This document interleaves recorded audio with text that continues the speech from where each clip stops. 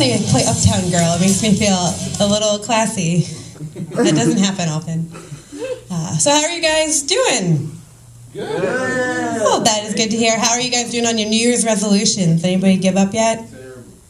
Oh, I'm so sorry. What a bit of downer. I'm still optimistic about mine, though. I haven't done it yet, but this year, I'm going to terminate a pregnancy. The thing is, my whole life, my mom would just look at me and sigh and say, I wish I had an abortion. And I don't want to, have the same mistakes or regrets that she did. But don't get me wrong by my saying that I do enjoy kids. I actually work with kids. It's the best of both worlds because I get to enjoy hanging out with them. It's a lot of fun. But my vagina has been mangled by creating one. I do feel a little hypocritical at my job sometimes because when you are working with kids, it's sort of important to tell them not to drink or do drugs. And I'm a smoker, and I kind of just want to be like, don't you think it looks cool?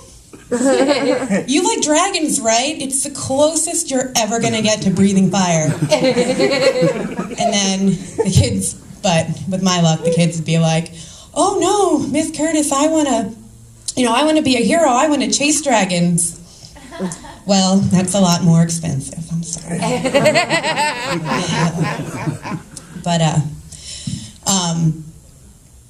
one thing that I do not feel hypocritical about in my job is, being a model of being polite and using manners with children. I have very good etiquette, and I think I'm a good example of this for them. They don't see this side of me, but I think I'm very well-mannered in bed. I always say please, could you please get on top for a change? And whenever somebody makes me come, I will always say thank you. It's the kind thing to do. It's positive reinforcement, actually. And when I queef, you better believe I'm going to say excuse me. I keep my elbows off the headboard and everything. I just wish I said thank you more. God.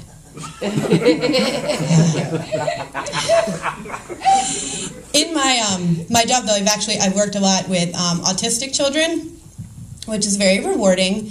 I don't know if you know this about kids with autism, but they have a really difficult time recognizing basic emotions in other people.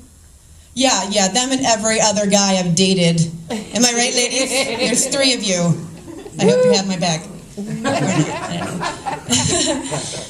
But because of that, one of the things that we, in my profession, do with the kids is we just kind of talk about feelings and say times that we feel certain ways and get them the chance to express oh, I feel this way, blah, blah, when.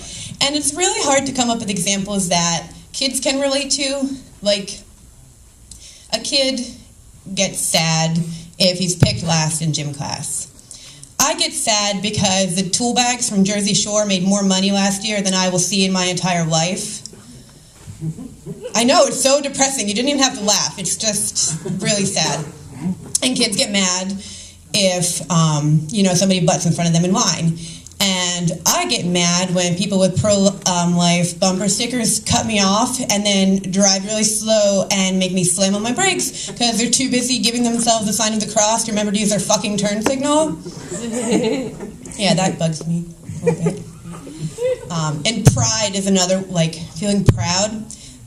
Kids are really, proud when they get an A on a test.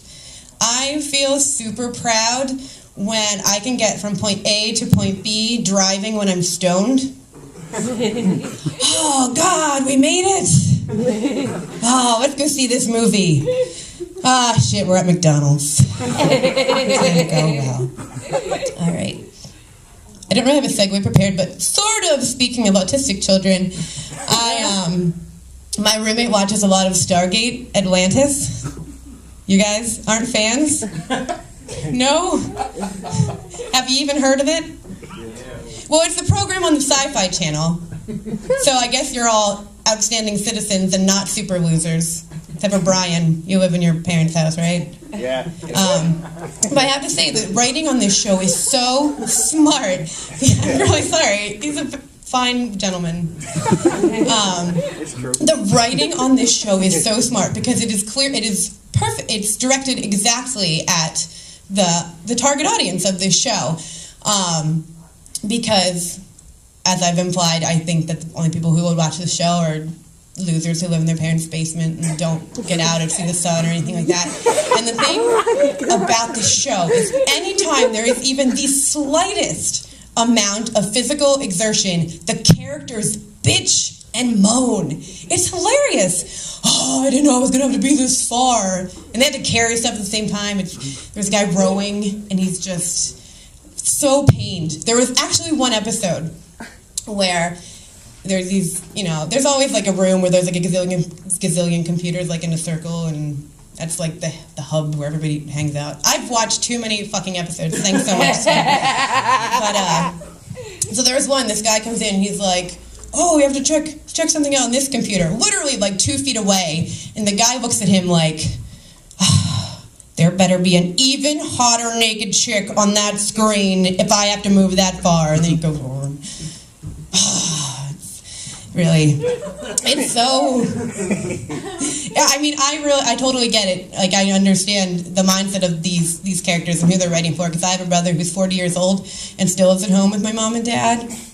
So, it's not. It's a nice thing though, because just because of him, I don't have to set the bar too terribly high to avoid being labeled the disappointment in my family. All right, I'm just gonna end on that one. Thank you very much, everybody.